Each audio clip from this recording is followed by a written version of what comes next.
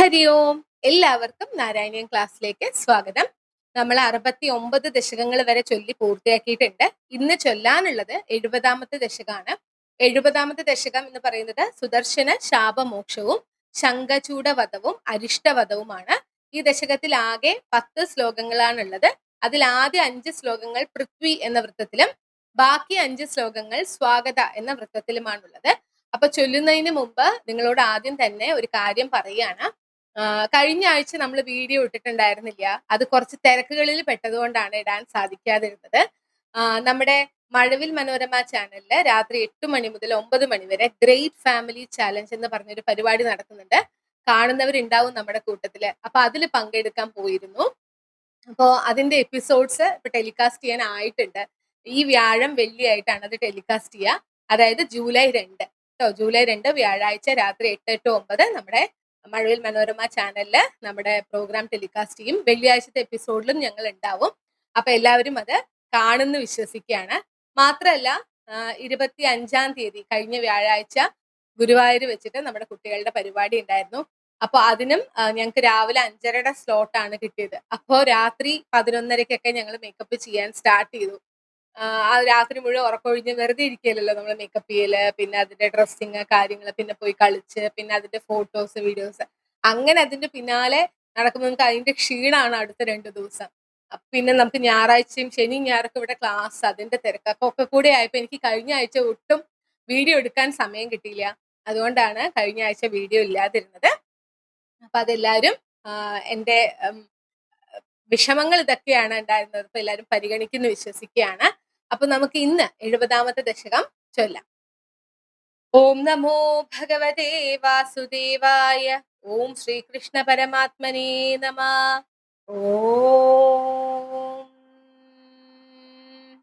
ഇതി ത്വയി രസാകുലം രമിതവല്ലഭേ വല്ലവ കഥാപി പുരമംബികാ കമിതുരംബികാ കാനനേ സമേത്യ ഭവതാ സമം നിശി നിഷേവ്യ ദിവ്യോത്സവം സുഖം സുഷുപുരഗ്രസീത് പ്രജപമുഗ്രനാകസ്തദാ ഇതി ത്വയി രസാകുലം രമിതവല്ലഭേ വല്ലവ കഥാപി പുരമംബികാ കമിതുരംബികാ കാനനേ സമേത്യ ഭവതാ സമം നിശി നിഷേവ്യ ദിവ്യോത്സവം സുഖം സുഷുപുരഗ്രസീത് പ്രജപമുഗ്രനാകസ്തദാ.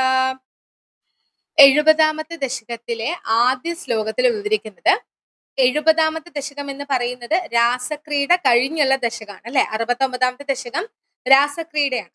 അപ്പോ ആ രാസക്രീഡ കഴിഞ്ഞ് ഇപ്രകാരം ആ ഗോപസ്ത്രീകളെ എത്ര കണ്ട് സന്തോഷിപ്പിക്കാമോ അത്ര രീതിയിൽ സന്തോഷിപ്പിച്ച് അങ്ങനെ സന്തോഷമായിട്ട് പോയിക്കൊണ്ടിരിക്കുന്ന സമയത്ത് ഭഗവാൻ കൃഷ്ണനും നന്ദഗോപരും ബാക്കി ഗോപന്മാരും എല്ലാവരും കൂടി അംബികാവനം എന്ന് പേരുള്ള ഒരു വനത്തില് അവിടെ ഒരു ശിവക്ഷേത്രം ഉണ്ട്.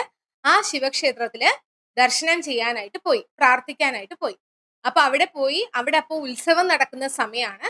അപ്പൊ അവിടെയൊക്കെ തൊഴുത് രാത്രി അവിടുത്തെ ഉത്സവവും കണ്ട് അവിടെ കിടന്ന് സുഖമായിട്ട് ഉറങ്ങാണ്. അതായത് അംബികാവനത്തിലുള്ള ശിവക്ഷേത്രത്തില് പോയി ദർശനം നടത്തി അവിടുത്തെ ഉത്സവത്തിലും പങ്കുചേർന്ന് പിന്നെ അവിടെ കിടന്ന് സുഖമായിട്ട് ഉറങ്ങാണ്. നന്ദഗോപരുണ്ട്, ഗോപന്മാരുണ്ട്, ഭഗവാൻ ഉണ്ട്, എല്ലാവരും കൂടെ ഉറങ്ങാണ്.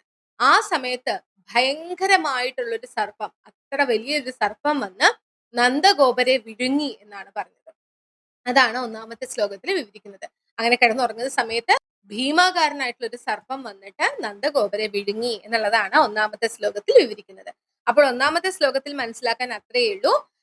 ഇപ്രകാരം ഗോപസ്ത്രീകളെ എത്ര കണ്ട് സന്തോഷിപ്പിക്കാമോ അത്ര തന്നെ സന്തോഷിപ്പിച്ചിട്ട് ഭഗവാൻ കൃഷ്ണനും അങ്ങനെ സുഖമായിട്ട് അവരുടെ കൂടെ കഴിഞ്ഞു പോരുന്ന സമയത്ത് ആ ഒരു കാലത്തിലാണ് ഇത് നടക്കുന്നത്, ആ ഒരു കാലഘട്ടത്തിലാണ് ഇത് നടക്കുന്നത്.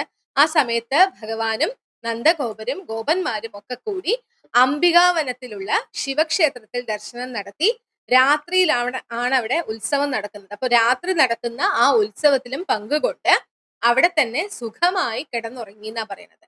ആ സമയത്ത് ഭീമാകാരനായിട്ടുള്ള ഒരു സർപ്പം, ഒരു പെരുമ്പാമ്പ് വന്ന് നമ്മുടെ നന്ദഗോപരെ വിഴുങ്ങി എന്നുള്ളതാണ് ഒന്നാമത്തെ ശ്ലോകത്തിൽ വിവരിക്കുന്നത്. ഇനി നമുക്ക് രണ്ടാമത്തെ ശ്ലോകം ചൊല്ലാം. സമുന്മുഖമധോൽമുഖൈരഭിഹതേപി തസ്മിൻ ബലാദമുചന്തി ഭവത്പദേ ന്യപതി പാഹി പാഹീതി തൈ തഥാ ഖലു പദാ ഭവാൻ സമുപഗമ്യ പസ്പർശതം ബഭൗ സ ച നിജാം തനും സമുപസാദ്യ വൈദ്യാധരീം സമുന്മുഖമധോൽമുഖൈരഭിഹതേപി തസ്മിൻ ബലാദമുചന്തി ഭവത്പദേ ന്യപതി പാഹി പാഹീതി തൈ തഥാ ഖലു പദാ ഭവാൻ സമുപഗമ്യ പസ്പർശതം ബഭൗ സ ച നിജാം തനും സമുപസാദ്യ വൈദ്യാധരീം. രണ്ടാമത്തെ ശ്ലോകത്തില് വിവരിക്കുന്നത്, അങ്ങനെ നന്ദഗോപരെ പാമ്പ് വിഴുങ്ങി അല്ലെ. അപ്പൊ കൂടെയുള്ള ഗോപന്മാരൊക്കെ ഇത് കണ്ട് ആകെ പേടിച്ച് നിലവിളിച്ച് തീക്കൊള്ളി കൊണ്ടൊക്കെ ആ പാമ്പിനെ അടിക്കാനായിട്ട് തുടങ്ങി. പക്ഷെ എന്തൊക്കെ ചെയ്തിട്ടും പാമ്പ് പിടിവിടുന്നില്ല. നന്ദഗോപരാണെങ്കിൽ മുക്കാലും പാമ്പിന്റെ വായിനുള്ളിലായി കഴിയുകയും ചെയ്തു. അപ്പൊ അവരങ്ങനെ കുറെ സമയം ശ്രമിച്ചു, നടന്നില്ല. അപ്പൊ ഭഗവാൻ കൃഷ്ണനെ പോയി കണ്ട് കൃഷ്ണന്റെ കാലിൽ വീണ് ഈ കാര്യം പറയാണ്, രക്ഷിക്കണം എന്ന് പറഞ്ഞ് നിലവിളിക്കുകയാണ്.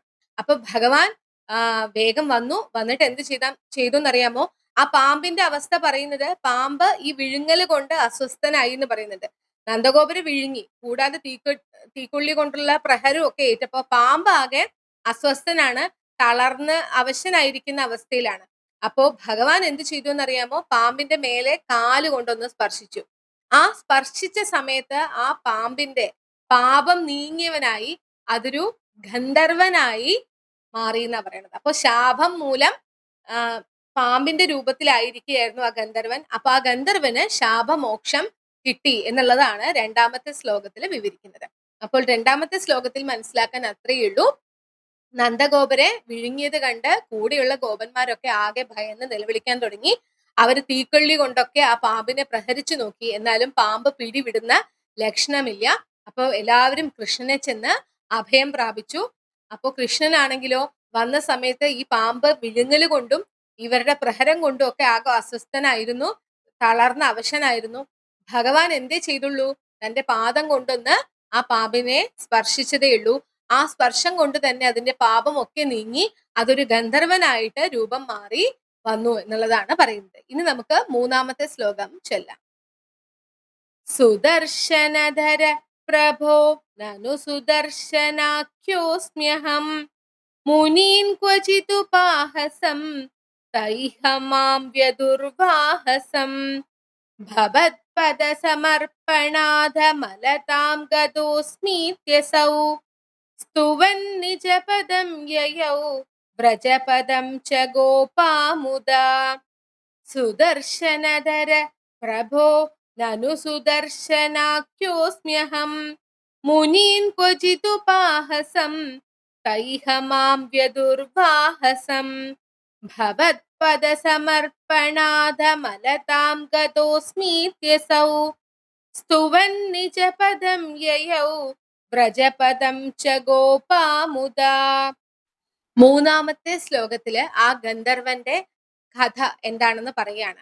അപ്പോ സുദർശനം കയ്യിൽ ധരിച്ചവനെ, ആ ഗന്ധർവൻ പറയാണ് കേട്ടോ ഭഗവാനെ, സുദർശനം കയ്യിൽ ധരിച്ചവനെ, സർവശക്തനായിട്ടുള്ളവനെ, ഞാൻ സുദർശനൻ എന്ന് പേരുള്ള ഗന്ധർവനാകുന്നു എന്ന്. ഭഗവാന്റെ കയ്യില് സുദർശന ചക്രം ഉണ്ടല്ലേ, ആ ഗന്ധർവന്റെ പേരും സുദർശനം എന്നാണ്. സുദർശനം എന്ന് പറഞ്ഞാൽ നല്ല ദർശനം എന്നർത്ഥം അല്ലെ.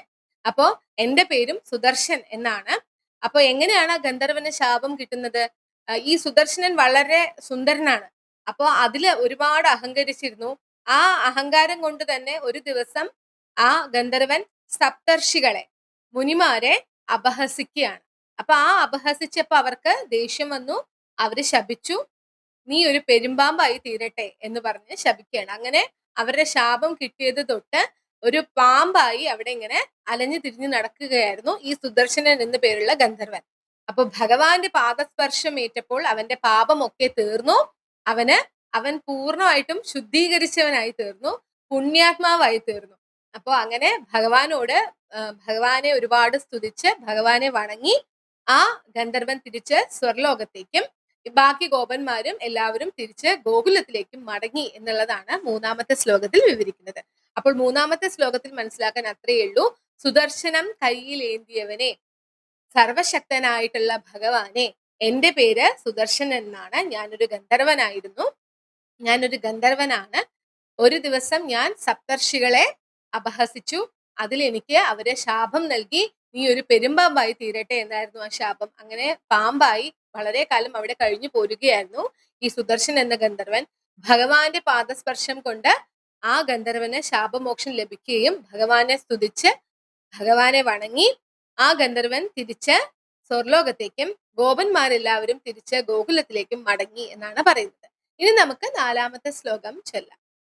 കഥാപി ഖലു സീരിണ വിഹരതി ത്വയി സ്ത്രീജനൈർജഹാരദനദാനുക സഖില ശങ്കചൂഢോ ബല അതിദ്രുതമനുദ്രുതസ്തമദമുക്തനാരീജനം രുരോജിത ശിരോമണിം ഹലഭൃദേ ച തസ്യാദധാ. കഥാപി ഖലു സീരിണ വിഹരതി ത്വയി സ്ത്രീജനൈർജഹാരദനദാനുക സഖില ശങ്കചൂഢോ ബല അതിദ്രുതമനുദ്രുതസ്തമദമുക്തനാരീജനം രുരോജിത ശിരോമണിം ഹലഭൃദേ ച തസ്യാദധാ. നാലാമത്തെ ശ്ലോകത്തിൽ വിവരിക്കുന്നത്, ഒരു ദിവസം ഭഗവാനും ബലരാമനും ഗോപസ്ത്രീകളോടുമൊപ്പം ലീല ചെയ്തുകൊണ്ടിരിക്കുന്ന സമയത്ത് കുബേരന്റെ ഭൃത്യനായ ശംഖചൂഡൻ എന്ന യക്ഷൻ വരാണ്. ഈ ശംഖചൂഡൻ വന്നിട്ട്, കുബേരന് നല്ല ധനികനാണല്ലോ ആള്, അപ്പൊ കുബേരന്റെ ശക്തി മനസ്സിൽ കണ്ട് അഹങ്കരിച്ച് ആ യക്ഷൻ എന്തു ചെയ്തു എന്നറിയാമോ? ശംഖചൂഡൻ എന്നാണ് അവന്റെ പേര്. ആ യക്ഷൻ എന്തു ചെയ്തു എന്നറിയാമോ? ഈ ഗോപസ്ത്രീകളെ അപഹരിച്ചു കൊണ്ടുപോയി. അപ്പൊ ഗോപസ്ത്രീകള് ഭയന്ന് നിലവിളിക്കാൻ തുടങ്ങി. ആ സമയത്ത് ബലരാമനും കൃഷ്ണനും വേഗത്തില് ഈ ശംഖചൂഡനെ പിന്തുടർന്ന് ചെന്നു. അങ്ങനെ പിന്നാലെ ഓടിച്ചെന്നപ്പോ ഇവരെ കണ്ട സമയത്ത് ശംഖചൂഡൻ ആ ഗോപസ്ത്രീകളെ ഉപേക്ഷിച്ചു. പക്ഷെ എങ്കിലും ഭഗവാൻ ആ ശംഖചൂഡനെ വധിച്ചു. അവന്റെ ശിരോരത്നം, ശംഖചൂഡൻ ധരിച്ചിരുന്ന ശിരോരത്നം ബലരാമനായി ഭഗവാൻ നൽകി എന്നാണ് നാലാമത്തെ ശ്ലോകത്തിൽ വിവരിക്കുന്നത്. അപ്പൊ നാലാമത്തെ ശ്ലോകത്തില് ശംഖചൂഡവധം മുഴുവനും ആ ഒരൊറ്റ ശ്ലോകം കൊണ്ട് ഭട്ടതിരിപ്പാട് തീർത്തിരിക്കുകയാണ്. അപ്പൊ അതില് പറയുന്ന ഇത്രയേ ഉള്ളൂ, ബലരാമനും ശ്രീകൃഷ്ണനും ഗോപസ്ത്രീകളും ഒക്കെ ഇങ്ങനെ ലീലകള് ആടി ഇങ്ങനെ നടന്നുകൊണ്ടിരിക്കുന്ന സമയത്ത് ശംഖചൂഡൻ, കുബേരന്റെ ഭൃത്യനാണ്, യക്ഷനാണ്, അവൻ വരികയാണ്, ശംഖചൂഡൻ വരികയാണ്. എന്നിട്ട് ഈ ഗോപസ്ത്രീകളെ അപഹരിച്ചു കൊണ്ടുപോകും. അപ്പൊ ഗോപസ്ത്രീകളൊക്കെ കൂടി നിലവിളിച്ച് കരയാൻ തുടങ്ങിയപ്പോ കൃഷ്ണനും ബലരാമനും ഈ ശംഖചൂഡനെ പിന്തുടർന്ന് ഓടിയിട്ട് ശംഖചൂഡനെ പരാജയപ്പെടുത്തി അവനെ വധിച്ചു. എന്നിട്ട് അവന്റെ ശിരോരത്നം ഭഗവാൻ കൃഷ്ണൻ എടുത്തത് ബലരാമന് നൽകി എന്നാണ് പറയുന്നത്. ഇനി നമുക്ക് അഞ്ചാമത്തെ ശ്ലോകം ചൊല്ലാം. ദിനേഷു ച സുഹൃജ്ജനൈ സഹവനേഷു ലീലാപരം മനോഭവ മനോഹരം രസിത വേണുനാഥാമൃതം ഭവന്തമമരീദൃശാമൃതപാരണാധായിനം വിചിന്യ കിമുനാലപൻ വിരഹതാപിതാ ഗോപികാ. ദിനേഷു ച സുഹൃജ്ജനൈ സഹവനേഷു ലീലാപരം മനോഭവ മനോഹരം രസിത വേണുനാഥാമൃതം ഭവന്തമമരീദൃശാമൃതപാരണാധായിനം വിചിന്യ കിമുനാലപൻ വിരഹതാപിതാ ഗോപികാ. അഞ്ചാമത്തെ ശ്ലോകത്തില് ഭഗവാന്റെ ലീലകളെ കുറിച്ച് വർണ്ണിക്കുകയാണ്. ഭഗവാൻ ആടാത്ത ലീലകളില്ല അല്ലെ. അപ്പോ ഭട്ടതിരിപ്പാട് അഞ്ചാമത്തെ ശ്ലോകത്തിൽ പറയാണ്, പകൽ സമയങ്ങളിൽ മുഴുവനും വൃന്ദാവനങ്ങളിലും പരിസരത്തുള്ള വനങ്ങളിലും ഒക്കെ ക്രീഡാതൽപരനായി നടക്കുകയാണ് ഭഗവാൻ അല്ലെ. കാമസുന്ദരനാണ്. ദേവസ്ത്രീകളുടെ കണ്ണിനും കാതിനും ആസ്വാദനം നൽകുന്നു എന്ന് പറയുന്നുണ്ട്. ദേവസ്ത്രീകളുടെ കണ്ണിനും കാതിനും ആസ്വാദനം നൽകുന്നു എന്ന് പറയുമ്പോൾ വേണു ഊതിയിട്ട് ദേവസ്ത്രീകൾക്ക് കാതിന് ആസ്വാദനം നൽകുന്നു. തന്റെ മനോഹരമായിട്ടുള്ള കാമസുന്ദരമായിട്ടുള്ള വശ്യമായ സൗന്ദര്യം കൊണ്ട് കണ്ണിനും ആസ്വാദനം നൽകുന്നു. അങ്ങനെ ആസ്വാദനമൊക്കെ നൽകി ഗോപികള് അദ്ദേഹത്തിന്റെ വിരഹത്തെ ചൊല്ലി എപ്പോഴും ഇങ്ങനെ അപലപിച്ചുകൊണ്ടിരുന്നു എന്നാ പറയണത്. അതായത് നമ്മൾ പറഞ്ഞിരുന്നു അല്ലെ, പകലൊക്കെ വൃന്ദാവനത്തിൽ ഇങ്ങനെ പശുക്കളെ മേയ്ക്കാനായിട്ടൊക്കെ പോവും. ആ സമയത്ത് ഗോപസ്ത്രീകൾക്ക് ഭഗവാനെ കാണാൻ പറ്റില്ല. ആ സമയത്ത് മുഴുവനും ഭഗവാന്റെ ലീലകളെ കുറിച്ച് പറഞ്ഞുകൊണ്ടിരിക്കുകയായിരിക്കും എന്നൊക്കെ നമ്മൾ ഇതിനു മുമ്പ് ഒരു ദശകത്തിൽ പറഞ്ഞിരുന്നു. അപ്പൊ അത് വീണ്ടും ഇവിടെ ഭട്ടതിരിപ്പാട് എടുത്ത് പറയാണ്. അങ്ങനെ ഭഗവാൻ തന്റെ ലീലകൾ ഇങ്ങനെ തുടർന്നു കൊണ്ടിരിക്കുകയാണ് എന്നുള്ളതാണ് 5ാമത്തെ ശ്ലോകത്തിൽ വിവരിക്കുന്നത്. അപ്പോൾ 5ാമത്തെ ശ്ലോകത്തിൽ മനസ്സിലാക്കാൻ അത്രയേ ഉള്ളൂ. പകൽ സമയങ്ങളിൽ മുഴുവനും വൃന്ദാവനങ്ങളിലും പരിസര പ്രദേശങ്ങളിലും ക്രീഡാതൽപരനായി കാമസുന്ദരനായിട്ടുള്ള ഭഗവാൻ ദേവസ്ത്രീകളുടെ കണ്ണിനും കാതിനും തന്റെ വേണുനാദം കൊണ്ടും ശരീര സൗന്ദര്യം കൊണ്ടും ആസ്വാദനം നൽകി ഗോപസ്ത്രീകളൊക്കെ ഭഗവാനെ ഓർത്ത് വിരഹിച്ചുകൊണ്ടിരിക്കുകയാണ്. പകൽ സമയങ്ങളിലൊന്നും ഭഗവാനെ കാണാൻ സാധിക്കില്ല എന്നുള്ളത് കൊണ്ട് ഭഗവാനെ ഓർത്ത് വിരഹിച്ച് അപലപിച്ചു കൊണ്ടിരുന്നു എന്നൊക്കെയാണ് 5ാമത്തെ ശ്ലോകത്തിൽ വിവരിക്കുന്നത്. ഇനി നമുക്ക് 6ാമത്തെ ശ്ലോകം ചൊല്ലാം. ഭോജരാജഭൃതകസ്ത്വത കശ്ചിത് കഷ്ടദുഷ്ടപദദൃഷ്ടിരരിഷ്ട നിഷ്ഠുരാകൃതിരപഷ്ഠുനിനാദസ്തിഷ്ഠത്തെ സ്മ ഭവതേ വൃഷരൂപീ.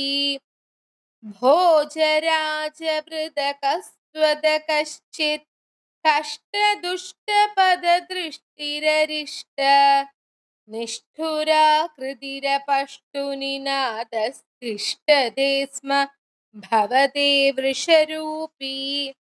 6ാമത്തെ ശ്ലോകത്തില് അരിഷ്ടൻ എന്ന അസുരനെ കുറിച്ചാണ് പറയുന്നത് കേട്ടോ. അപ്പൊ അസുരൻ, ഈ അരിഷ്ടൻ എന്ന അസുരൻ കംസഭൃത്യനാണ്. ഈ അരിഷ്ടനെ കുറിച്ച്, അരിഷ്ടന്റെ ഒരു സ്വഭാവം എന്താണെന്നുള്ളത് വിവരിക്കുകയാണ് ഭട്ടതിരിപ്പാട് 6ാമത്തെ ശ്ലോകത്തില്. അരിഷ്ടൻ സദാസമയവും ക്രൂരവും നിന്ദ്യവുമായിട്ടുള്ള കാര്യങ്ങളെ കുറിച്ച് മാത്രമാണ് ചിന്തിച്ചുകൊണ്ടിരിക്കുന്നത്. അതായത് എങ്ങനെ മറ്റുള്ളവരെ ഉപദ്രവിക്കാം, എത്ര ക്രൂരമായിട്ട് ഉപദ്രവിക്കാം, നിന്ദ്യമായിട്ടുള്ള കാര്യങ്ങൾ, ഇത് മാത്രമാണ് സദാസമയം ചിന്തിക്കുന്നത്. അങ്ങനെയുള്ള മനുഷ്യരും ഉണ്ടല്ലേ. അപ്പൊ അതൊക്കെ പ്രതീകാത്മകമായിട്ട് നമുക്ക് മനസ്സിലാക്കാം. ഏത് സമയവും ക്രൂരത മാത്രം ചിന്തിക്കുന്ന ആൾക്കാര്, അങ്ങനെയുള്ളവരുണ്ട്. നമ്മൾ എത്രയോ പേപ്പറുകളിലും ന്യൂസിലൊക്കെ കാണുന്നുണ്ട് അല്ലെ. അപ്പോ അങ്ങനെ സദാസമയവും ക്രൂരവും നിന്ദ്യവും ഹിംസ ഇങ്ങനെയുള്ള കാര്യങ്ങൾ മാത്രം ചിന്തിക്കുന്ന അത്രയും നെഗറ്റീവ് വൈബുള്ള ഒരാളാണ് ഈ അരിഷ്ടൻ എന്ന് പറയുന്ന അസുരൻ. ഈ അരിഷ്ടൻ കംസഭൃത്യനുമാണ്. അപ്പൊ ആ അരിഷ്ടനെ പറയണം, ഭയങ്കരമായിട്ടുള്ള രൂപം, ഭീമാകാരമായിട്ടുള്ള രൂപം, കഠോരമായിട്ടുള്ള ശബ്ദവും ഒക്കെ ഉള്ള ഈ അസുരൻ ഒരു കാളയുടെ രൂപം എടുത്തുകൊണ്ട്, മുക്കുറ ഇട്ടുകൊണ്ട്, കാളയുടെ ഒരു സൗണ്ട് ഉണ്ടല്ലോ, അതിങ്ങനെ ഇട്ടുകൊണ്ട് ഭഗവാന്റെ മുമ്പില്, ഭഗവാന്റെ ദൃഷ്ടിവലയത്തിൽ വന്ന് നിന്നു എന്നാണ് ഭട്ടതിരിപ്പാട് പറയുന്നത്. അതായത് ഭഗവാൻ തന്നെ കാണണം, കൃഷ്ണൻ തന്നെ കാണണം എന്ന് കരുതി തന്നെ ഈ അസുരൻ, അരിഷ്ടൻ എന്ന അസുരൻ ഭഗവാന്റെ മുമ്പിൽ വന്ന് നിന്നു എന്നുള്ളതാണ് 6ാമത്തെ ശ്ലോകത്തിൽ വിവരിക്കുന്നത്. അപ്പോൾ 6ാമത്തെ ശ്ലോകത്തിൽ മനസ്സിലാക്കാൻ അത്രയേ ഉള്ളൂ. അരിഷ്ടൻ എന്ന പേരായ കംസഭൃത്യനായ അസുരൻ, ആ അസുരന്റെ ചിന്ത എന്ന് പറയുന്നത് സദാസമയവും ക്രൂരവും നിന്ദ്യവും ഹിംസാത്മകവുമായിട്ടുള്ളതാണ്. ആ അസുരൻ ഭയങ്കരമായിട്ടുള്ള രൂപത്തോടും കഠോരമായിട്ടുള്ള ശബ്ദത്തോടും കൂടിയവനാണ്. അവൻ ഒരു കാളയുടെ രൂപം എടുത്തുകൊണ്ട് ഭഗവാന്റെ ദൃഷ്ടി വലയത്തിൽ വന്ന് നിന്നു എന്നാണ് പറയുന്നത്. ഇനി നമുക്ക് 7ാമത്തെ ശ്ലോകം ചൊല്ലാം.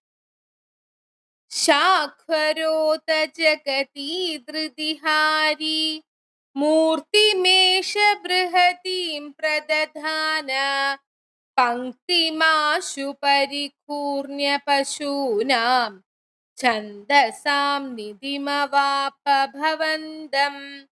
ശാഖരോത ജഗതി ധൃതിഹാരി മൂർത്തിമേഷ ബൃഹതീം പ്രദധാന പങ്ക്തിമാശു പരികൂർണ്യ പശൂനാം ഛന്ദസാം നിധിമവാപ ഭവന്തം. 7ാമത്തെ ശ്ലോകത്തിൽ വിവരിക്കുന്നത്, അങ്ങനെ ഈ അസുരൻ പടുകൂറ്റൻ ശരീരമാണ് കേട്ടോ. ആ പടുകൂറ്റൻ ശരീരത്തോടു കൂടി ഇവിടെ ഭട്ടതിരിപ്പാട് പറയാണ്, ലോകത്തിന്റെ ധൈര്യം മൊത്തം ഇല്ലാതാക്കുന്നവൻ എന്ന്. അതായത് ഈ ലോകത്തെ മുഴുവൻ ഭയപ്പെടുത്താനുള്ള അത്ര ഭീമാകാരമായിട്ടുള്ള രൂപത്തോടു കൂടിയിട്ട് ആ ഋഷഭ രൂപത്തിലാണ് ആര് വരുന്നത്? ഈ അരിഷ്ടൻ എന്ന അസുരൻ വരുന്നത്. അങ്ങനെ ഭീമാകാരമായിട്ടുള്ള ശരീരത്തോടു കൂടി വന്ന് ആദ്യം ചെയ്തത് എന്താണെന്നറിയാമോ? പശുക്കളെ ഒക്കെ ഓടിപ്പിച്ചു. അവരെയൊക്കെ പേടിപ്പിച്ച്, അതായത് അത് പറയുന്നുണ്ടല്ലോ, ലോകത്തിന്റെ മുഴുവൻ ധൈര്യം കളയുന്നവൻ എന്ന് വെച്ചാൽ ലോകത്തെ മൊത്തം ഭയപ്പെടുത്താൻ അത്ര ഭീമാകാരനായിട്ടുള്ള രൂപത്തിലാണ് ഈ അസുരൻ വന്നിട്ടുള്ളത്, അരിഷ്ടൻ എന്ന അസുരൻ വന്നിട്ടുള്ളത്. അപ്പൊ അങ്ങനെ ആദ്യം ഗോക്കളെയൊക്കെ ഓടിച്ചു, പിന്നെ ഗോപന്മാരെ ഓടിച്ചു, പിന്നെ ഭഗവാന്റെ മുമ്പിൽ ഇവിടെ ഭട്ടതിരിപ്പാട് പറയുന്നുണ്ട്, എല്ലാ വേദങ്ങളുടെയും ഇരിപ്പിടമായിട്ടുള്ള ഭഗവാനെ അവൻ വന്ന് പ്രാപിച്ചു എന്നുള്ളതാണ് 7ാമത്തെ ശ്ലോകത്തിൽ വിവരിക്കുന്നത്. അപ്പോൾ 7ാമത്തെ ശ്ലോകത്തിൽ മനസ്സിലാക്കാൻ അത്രയേ ഉള്ളൂ. പടുകൂറ്റൻ ശരീരമെടുത്ത, ലോകത്തെ മുഴുവനും ഭയത്തിലാക്കാൻ കെൽപ്പുള്ള ആ അരിഷ്ടൻ എന്ന അസുരൻ ആദ്യം ഗോക്കളുടെ സമൂഹത്തെയൊക്കെ ഓടിച്ചു, പിന്നീട് ഗോപന്മാരെയും ഭയപ്പെടുത്തി ഓടിച്ചതിന് ശേഷം വേദങ്ങളുടെ ഒക്കെ ഇരിപ്പിടമായിട്ടുള്ള ഭഗവാനെ അങ്ങേ വന്ന് പ്രാപിച്ചു എന്നാണ് പറയുന്നത്. ഇനി നമുക്ക് 8ാമത്തെ ശ്ലോകം ചൊല്ലാം. തുംഗശൃംഗമുഖമാശ്വഭിയന്തം സംഗൃഹ്യരഭസാധഭിയം തം ഭദ്രരൂപമപി ദൈത്യമഭദ്രം മർദ്ദയന്നമധയസുരലോകം. തുംഗശൃംഗമുഖമാശ്വഭിയന്തം സംഗൃഹ്യരഭസാധഭിയം തം ഭദ്രരൂപമപി ദൈത്യമഭദ്രം മർദ്ദയന്നമധയസുരലോകം. 8ാമത്തെ ശ്ലോകത്തിൽ വിവരിക്കുന്നത് ഉയർന്ന കൂർത്ത അഗ്രമുള്ള കൊമ്പുകളാണ് ഈ അസുരനുള്ളത്, അല്ലെ? കാളയുടെ രൂപത്തിലാണ് വന്നിരിക്കുന്നത് അരിഷ്ടൻ. അപ്പൊ കാളയ്ക്ക് കൊമ്പുണ്ടാവുമല്ലോ, അപ്പൊ അതങ്ങനെ ഉയർന്ന, നല്ല വലുപ്പമുള്ള ഉയർന്ന കൂർത്ത, അറ്റം നല്ലോണം കൂർത്ത കൊമ്പുകളാണ് ആ അസുരന് ഉണ്ടായിരുന്നത്. അവൻ ആരെയും ഭയമില്ല, ലോകത്തെ മുഴുവൻ ഭയത്തിലാക്കാൻ സാധിക്കുന്നു നമ്മൾ പറഞ്ഞല്ലോ. അവൻ ആരെയും ഭയമില്ല, അമംഗള സ്വരൂപനാണ്, ദുഷ്ടനാണ്, ഹിംസാ കുതുകിയാണ്, കാളയുടെ രൂപം എടുത്തവനാണ്. അങ്ങനെയുള്ള ആ അസുരൻ ഭഗവാന്റെ നേർക്ക് പാഞ്ഞെടുത്തു. അവന് ആരെയും ഭയമില്ല, ഭഗവാനെ പോലും ഭയമില്ല. അപ്പൊ ഭഗവാന്റെ അടുത്തേക്ക് ആ അസുരൻ, കാളയുടെ രൂപം എടുത്ത ആ ദൈത്യൻ ഇങ്ങനെ പാഞ്ഞെടുത്തു. അപ്പോൾ ഭഗവാൻ എന്ത് ചെയ്തെന്നറിയാമോ? ആ കാളയുടെ കൊമ്പിൽ ഇങ്ങനെ കടന്ന് പിടിച്ചിട്ട് നല്ല ശക്തിയായിട്ട് അവനെ മർദ്ദിച്ചു. അത് കണ്ട് ദേവന്മാരൊക്കെ സന്തോഷിച്ചു. അങ്ങനെ ആ അസുരനെ മർദ്ദിച്ചുകൊണ്ട് ദേവന്മാരെ ഭഗവാൻ സന്തോഷിപ്പിച്ചു എന്നുള്ളതാണ് 8ാമത്തെ ശ്ലോകത്തിൽ വിവരിക്കുന്നത്.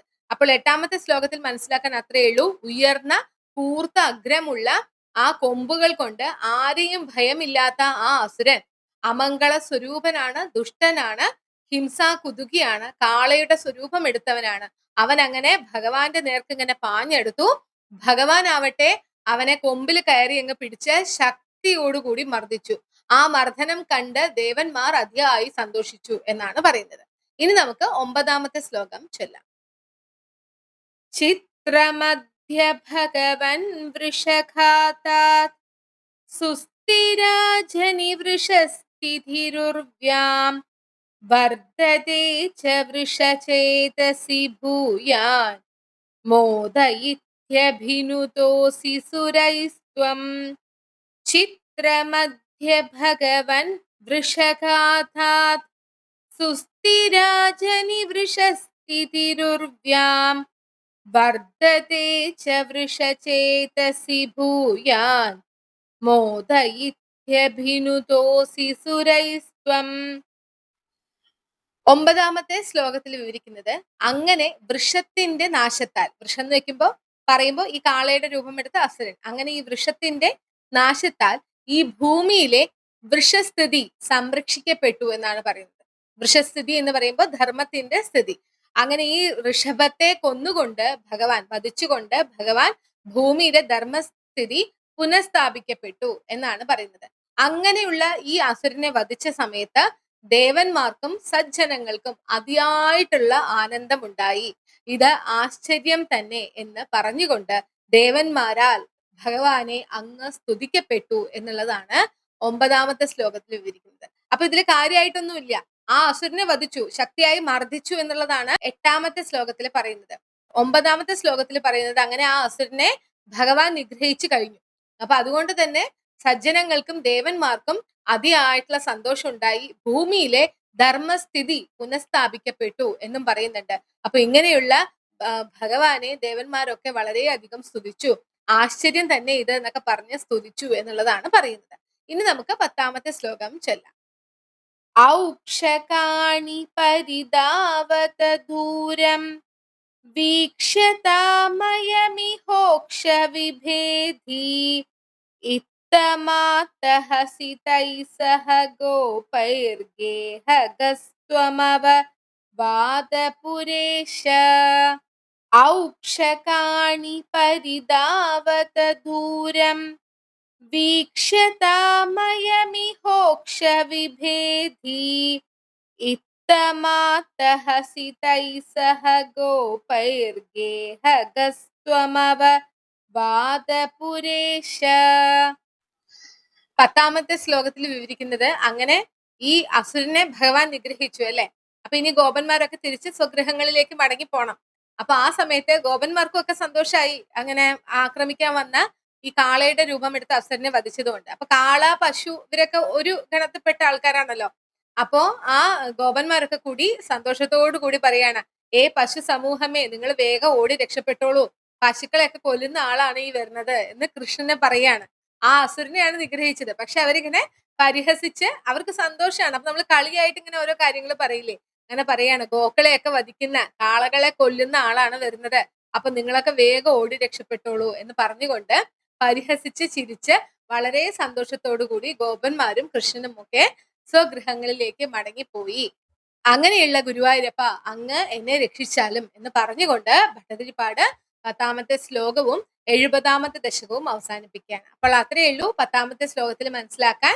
അനന്തരം കാളകളോട് ഗോപന്മാരെ കളിയായിട്ട് പറയാണ്, കാളകളോടും പശുക്കളോടും ഒക്കെ പറയാണ്, വേഗം ഓടി രക്ഷപ്പെട്ടോളൂ, കാളയെ കൊല്ലുന്ന ആളാണ് ഈ വരുന്നത്, കൃഷ്ണൻ ദാ കാളയെ കൊല്ലുന്ന ആളാണ് വരുന്നത് എന്നൊക്കെ പറഞ്ഞ് കളിയായി പറഞ്ഞ് അവരങ്ങനെ സന്തോഷിച്ച് ചിരിച്ച് ഗോപന്മാരും പശുക്കളും കൃഷ്ണനും ഒക്കെ സ്വഗൃഹങ്ങളിലേക്ക് മടങ്ങിപ്പോയി.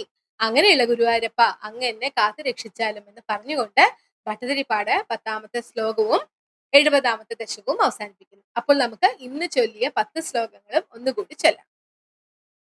ഇതി ത്വയി രസാകുലം രമിത വല്ലഭേ വല്ലവ കഥാപി പുരമംബികാ കമിതുരംബികാ കാനനേ സമേത്യ ഭവതാ സമം നിശി നിഷേവ്യ ദിവ്യോത്സവം സുഖം സുഷുപുരഗ്രസീത് പ്രജപമുഗ്രനാകസ്തദാ സമുന്മുഖമധോൽമുഖൈരഭിഹതേപി തസ്മിൻ ബലാദമുചന്തി ഭവത്പദേ ന്യപതി പാഹി പാഹീതി തൈ തഥാ ഖലു പദാ ഭവാൻ സമുപഗമ്യപസ്പർശതം ബഭൗ സ ച നിജാം തനും സമുപസാദ്യ വൈദ്യാധരീം സുദർശനധര പ്രഭോ നനു സുദർശനാഖ്യോസ്മ്യഹം മുനീൻ ക്വചിതുപാഹസം തൈഹ മാം വ്യദുർവാഹസം ഭവത്പദ സമർപ്പണാദമലതാം ഗതോസ്മീത്യസൗ സ്തുവൻ നിജ പദം യയൗ വ്രജപദം ച ഗോപാമുദാ കഥാപി ഖലു സീരിണ വിഹരതി ത്വയി സ്ത്രീജനൈർജഹാരദനദാനുക സഖില ശങ്കചൂഡോ ബല അതിദ്രുതമനുദ്രുതസ്തമദമുക്തനാരീജനം രുരോജിത ശിരോമണിം ഹലഭൃദേ ച തസ്യാദധാ ദിനേഷു ച സുഹൃജ്ജനൈ സഹ വനേഷു ലീലാപരം മനോഭവ മനോഹരം രസിത വേണുനാദാമൃതം ഭവന്തമരീദൃശാമൃതപാരണാദായിനം വിചിന്യ കിമുനാലപൻ വിരഹതാപിതാ ഗോപികാ ഭോജരാജവൃത കസ്ത്വദ കശ്ചിത് കഷ്ടദുഷ്ടപദദൃഷ്ടിരരിഷ്ട നിഷ്ഠുരാകൃതിരപഷ്ടുനിനാദസ്തിഷ്ഠതേ സ്മ ഭവതേ വൃഷരൂപീ ശാഖ്വരോത ജഗതി ധൃതിഹാരി മൂർത്തിമേഷ ബൃഹതീം പ്രദദാന പങ്ക്തിമാശു പരികൂർണ്യ പശൂനാം ഛന്ദസാം നിധിമവാപ ഭവന്തം